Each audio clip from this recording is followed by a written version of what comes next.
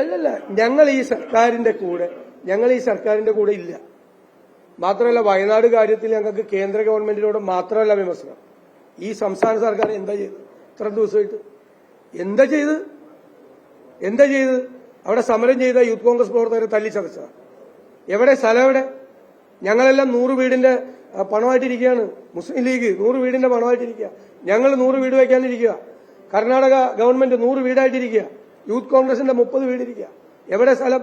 ഞങ്ങൾ പറഞ്ഞാണല്ലോ ഞങ്ങൾ സ്ഥലം വാങ്ങിച്ച് വീട് വയ്ക്കാമെന്ന്. എവിടെ സ്ഥലം? എവിടെ?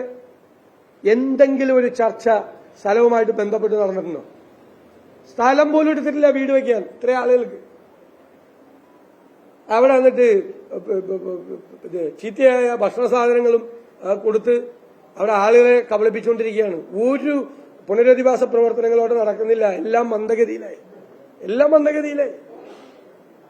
സമരം ചെയ്യണം, ഇവർക്കെതിരെ കൂടി സമരം ചെയ്യണം. പക്ഷേ ചരിത്രത്തിൽ ആദ്യമായിട്ട് ഇതുപോലുള്ളൊരു ദുരിതാശ്വാസ പദ്ധതിക്ക് ഞങ്ങൾ അതിശക്തമായി പിന്തുണയ്ക്കുകയാണ് ചെയ്തത്. ഗവൺമെന്റിന്റെ കൂടെ നിന്നത്. അവസാന ഘട്ടം വരെ ഗവൺമെന്റിന്റെ കൂടെയാണ് ഞങ്ങൾ നിന്നത്. പക്ഷെ സർക്കാർ ഒന്നും ചെയ്യുന്നില്ല. കേന്ദ്ര ഗവൺമെന്റ് പൈസ തരുന്നില്ല. അല്ലാതെ കളക്ട് ചെയ്ത പണമുണ്ടല്ലോ. എന്ത് സ്റ്റെപ്പാണ് ഗവൺമെന്റ് റീഹാബിലിറ്റേഷൻ വേണ്ടി എടുത്തിട്ടുള്ളത്? ഒന്നും ചെയ്യുന്നില്ല. വാചകവടിയല്ലാതെ ഒന്നും നടക്കുന്നില്ല. അപ്പൊ സമരം ആർക്കൊക്കെ എതിരെ ചെയ്യേണ്ടി വരുമെന്ന് ഞങ്ങൾ ആലോചിച്ചുകൊണ്ടിരിക്കുക.